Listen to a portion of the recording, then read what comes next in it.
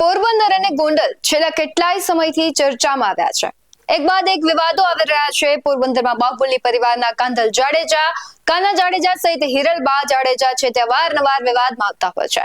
પણ હિરલબા જાડેજાની માઠી બેઠી હોય કે શું હોય તેના પર એક બાદ એક આરોપ લાગી રહ્યા છે અને હિરલબા ખંડણી અને અપહરણના કેસમાં હાલ તો જૂનાગઢ જેલમાં છે, પણ તેમની મુશ્કેલીમાં દિવસે ને દિવસે વધારો થઈ રહ્યો છે। નમસ્કાર, આપની સાથે હું છું ભગવતી વિશાવડિયા। પોરબંદરમાં હિરલબા જાડેજા વિરુદ્ધ એક કેસનો સકંજો કસાયો હોવાની માહિતી સામે આવી છે। હિરલબા જાડેજા સહિત 6 શખ્સો વિરુદ્ધ ફરિયાદ બાદ સાયબર ક્રાઇમ પોલીસ મથકમાં છેતરપિંડી સહિતની કલમો હેઠળ ગુનો દાખલ થયો છે। ફરિયાદમાં લાખો રૂપિયાની છેતરપિંડીના ગંભીર આરોપ થયા છે ને આ મામલે સાયબર ક્રાઇમે વધુ તપાસ હાથ ધરી છે। પ્રાપ્ત માહિતી અનુસાર વાત કરીએ તો પોરબંદર જિલ્લાના કુતિયાણાના એમએલએ કાંધલ જાડેજા ના કાકી હિરલબા જાડેજા ફરી એક વખત ચર્ચામાં આવ્યા છે। તેમની સામે વધુ એક કેસનો સકંજો કસાયો હોવાની માહિતી સામે આવી છે। હિરલબા જાડેજા સહિત 6 શખ્સો વિરુદ્ધ સાયબર ક્રાઇમ પોલીસ મથકમાં છેતરપિંડી સહિતની વિવિધ કલમ હેઠળ ગુનો દાખલ કરાયો છે। ફરિયાદમાં કુલ 14 પૈકી 10 ખાતામાં એક જ સરનામું તેમજ આ બેંક ખાતાઓનો ઉપયોગ સાયબર ફ્રોડ માટે થતો હોવાનો આરોપ પણ કરાયો છે। આ ઉપરાંત ગુજરાત, કર્ણાટક, યુપી અને તમિલનાડુમાં દાખલ થયેલ 7 અલગ ફરિયાદમાં ભોગ બનનારે ગુમાવેલ લાખો રૂપિયાના ટ્રાન્ઝેક્શનનો ખુલાસો પણ ફરિયાદમાં થયો છે। જાડેજા સહિત હિતેશ ઓડેદરા, પાર્થ સોંગેલા, મોહન વાજા, અજય ચૌહાણ અને રાજુ મેર સામે પોરબંદર સાયબર ક્રાઇમ પોલીસ સ્ટેશનમાં ગુનો દાખલ થયો છે અને આ મામલે જ સાયબર ક્રાઇમે વધુ તપાસ હાથ ધરી છે। નોંધનીય બાબત છે કે અગાઉ પણ હિરલબા જાડેજા સહિત તેમના સાગરીતો વિરુદ્ધ અપહરણ અને ખંડણીના આરોપ હેઠળ કેસ નોંધાયો હતો, જે હેઠળ હિરલબા જાડેજાની ધરપકડ કરવામાં આવી છે અને હાલ તે જૂનાગઢ જેલમાં બંધ છે।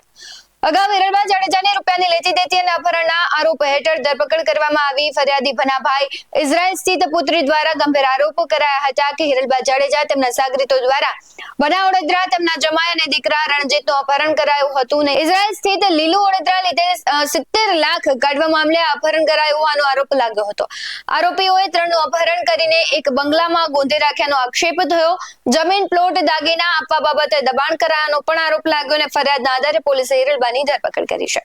સમગ્ર મામલે પોલીસે પ્રેસ કોન્ફરન્સ કરી માહિતી આપી છે, તેના પર નજર કરીએ। ગુનો દાખલ કરવામાં આવ્યો છે।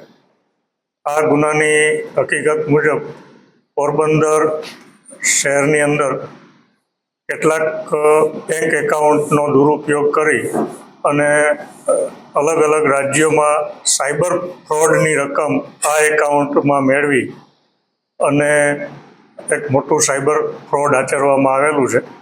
આ અંગેનો એક ગુનો દાખલ કરવામાં આવેલો છે।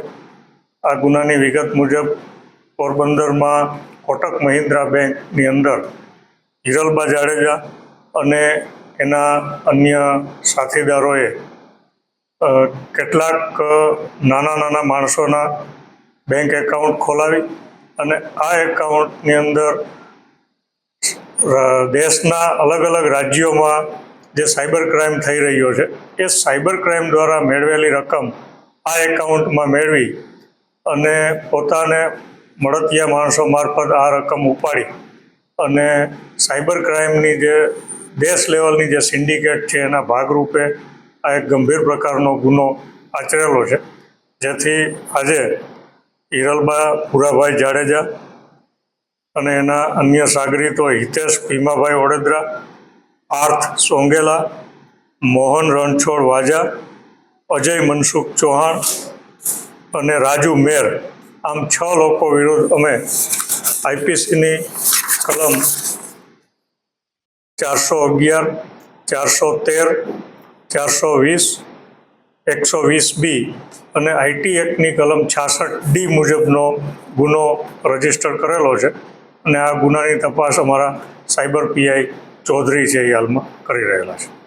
હાલની જે ફરિયાદ છે, ફરિયાદની વિગત મુજબ આ લોકોએ 14 જેટલા એકાઉન્ટ ખોલાવેલા, એમાંથી 10 એકાઉન્ટની અંદર હિરલબા જાડેજાના ઘરનું જ એડ્રેસ સુરજ પેલેસ છે આપવામાં આવેલું છે અને હાલમાં જે અમારી પાસે સમન્વય પોર્ટલ દ્વારા જે વિગત મળી છે એ મુજબ ભારતના અલગ અલગ રાજ્યો જેવા કે કર્ણાટક, ઉત્તર પ્રદેશ, આંધ્રપ્રદેશ, ગુજરાત અને તામિલનાડુ એમ મળી અને લગભગ 3.5 કરોડ જેટલી રકમનું જે સાયબર ફ્રોડ કરવામાં આવેલું છે અને એ સાયબર ફ્રોડ પૈકીની રકમ આ ખાતાઓમાં આવેલી છે. સાયબર ફ્રોડના જે મોડસ ઓપરેન્ડીની વાત કરીએ તો કર્ણાટકના એક 46 વર્ષની ઉંમરના લેડીઝ સાથે ડિજિટલ એરેસ્ટના નામે 1,30,00,000ની રકમ છે એ પડાવી લેવામાં આવેલી. આંધ્રપ્રદેશના એક 80 વર્ષના સિનિયર સિટીઝન સાથે પણ આ જ રીતના ડિજિટલ એરેસ્ટના નામે 1,10,00,000ની રકમ છે એ પડાવી લીધેલી છે. કર્ણાટકના એક વ્યક્તિ સાથે ઇન્વેસ્ટમેન્ટ ફ્રોડના નામે 1,59,24,292 જેટલી, એટલે આમ જોઈએ તો લોકો સાથે ખૂબ મોટા પ્રમાણમાં સાયબર ફ્રોડ આચરી અને આ રકમ મેળવવામાં આવેલી છે. એ જ રીતના આ જે એકાઉન્ટ હોલ્ડર છે એ પણ ખૂબ નાના માણસો છે પોરબંદરના. આ લોકોને પણ ખબર નથી કે પોતાના એકાઉન્ટ્સનો કેટલો દુરુપયોગ કરવામાં આવેલો છે અને આ સાયબર ફ્રોડની રકમ મેળવવા માટે આ એકાઉન્ટ્સનો દુરુપયોગ કરી અને ખૂબ મોટા પ્રમાણમાં છેતરપિંડી અને વિશ્વાસઘાત કરી અને આ એક સાયબર ફ્રોડ આચરવામાં આવેલું છે. અને આ તપાસ દરમિયાનમાં અમારા ધ્યાનમાં આવેલું છે કે હજી પણ પોરબંદર જિલ્લાની અંદર ઘણા બધા લોકોના આ રીતના એકાઉન્ટ્સ ઓપન કરી અને એનો આ સાયબર ફ્રોડ આચરવા માટે ઉપયોગ થયેલો હોય એવી સંભાવના છે. જેથી અમે મીડિયાના માધ્યમથી લોકોને પણ અપીલ કરીએ છીએ કે જો પોરબંદર જિલ્લાની અંદર કોઈ પણ વ્યક્તિઓએ આપના ડોક્યુમેન્ટનો ઉપયોગ કરી અને જો બેંક એકાઉન્ટ ખોલાવેલા હોય તો એનો ચોક્કસ પ્રમાણે પોલીસને જાણ કરે. નહીંતર ભવિષ્યની અંદર આટલી મોટી રકમના ટ્રાન્ઝેક્શન જ્યારે કોઈ પણ એકાઉન્ટમાં થાય તો આ લોકોને પણ કોઈ પણ જાતની ભવિષ્યમાં ઇન્કમટેક્સ કે અન્ય ઇન્ક્વાયરીનો પણ સામનો કરવો પડી શકે. જેથી લોકોએ પણ સામેથી ચાલી અને પોલીસનો સંપર્ક કરવો જોઈએ કે જેથી ભવિષ્યની કોઈ મોટી મુશ્કેલીમાંથી પણ પોતે બચી શકે. અમારા સાયબર પીએસઆઈ જ્યારે આ પ્રકારના એકાઉન્ટની પોરબંદરની અંદર તપાસ કરી રહ્યા હતા ત્યારે અમને કેટલીક માહિતી મળી કે પોરબંદરમાં આવા કેટલાક એકાઉન્ટ છે એ ખોલવામાં આવ્યા છે અને સાયબર ફ્રોડની અંદર આનો ઉપયોગ થયો હોવાની સંભાવના છે. ભારત સરકારનું એક સમન્વય પોર્ટલ છે. અમારા પીએસઆઈએ સમન્વય પોર્ટલની ઉપર જ્યારે આ એકાઉન્ટ બાબતમાં સર્ચ કરી ત્યારે અમને આ માહિતી મળી કે પોરબંદરના પણ આ 5 જેટલા એકાઉન્ટ છે એનો ભારતના અલગ અલગ સાયબર ફ્રોડ આચરવામાં ઉપયોગ થયેલો છે અને આ એકાઉન્ટની અંદર આ મોટી રકમ છે એ જમા કરાવવામાં આવેલી છે. હાલની ફરિયાદ મુજબ આ 5 એકાઉન્ટની અંદર જ 35,70,000 જેટલી માતબર રકમ છે એ જમા કરવામાં આવેલી છે અને આ આરોપીઓએ ખાતા ધારકની જાણ બહાર આ તમામ રકમ જે દિવસે જમા થતી હતી એ જ દિવસે છે એ આ રકમ ઉપાડી લીધેલી છે રોકડથી અને એ રકમ છે પોતે અંગત ઉપયોગ માટે વાપરી લીધેલી છે.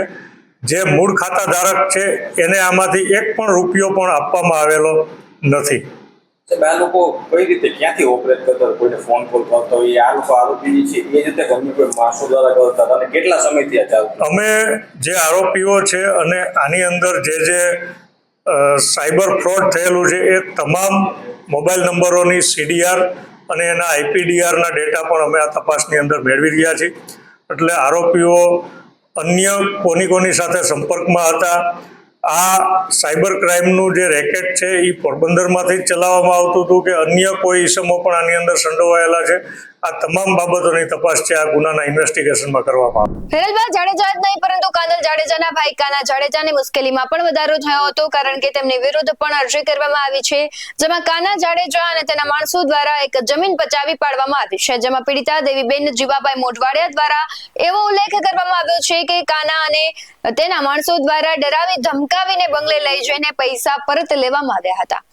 આ બધા જ ખુલાસાઓ ઇઝરાયલની મહિલા લીલુબેને હિંમત કરી, ત્યારબાદ લોકો પણ હિંમત કરી રહ્યા છે અને તેના ફરિયાદ કરી રહ્યા છે. તેની સાથે જે પણ ઘટનાઓ બની છે તે અંગે પોલીસને ફરિયાદ કરી રહ્યા છે અને પોલીસ તપાસ પણ કરી રહી છે. હજુ પણ લોકો તેમના વિરુદ્ધ ફરિયાદ નોંધાવી રહ્યા છે. હજુ પણ મોટા ઘટસ્ફોટ થઈ શકે છે અને પોલીસ હવે શું કાર્યવાહી કરે તેના પર સૌની નજર રહેશે. આ મુદ્દે આપનું શું કહેવું છે કમેન્ટ કરી જરૂરથી જણાવજો. આવા જ વધુ અહેવાલો સાથે ફરી મળતા રહીશું. તમે અમારી YouTube ચેનલને સબસ્ક્રાઇબ કરવાનું અને Facebook અને Instagram પર ફોલો કરવાનું ભૂલશો નહીં. બાકી નવી અપડેટ્સ મેળવવા માટે જોતા રહો BS9 TV ન્યૂઝ. નમસ્કાર.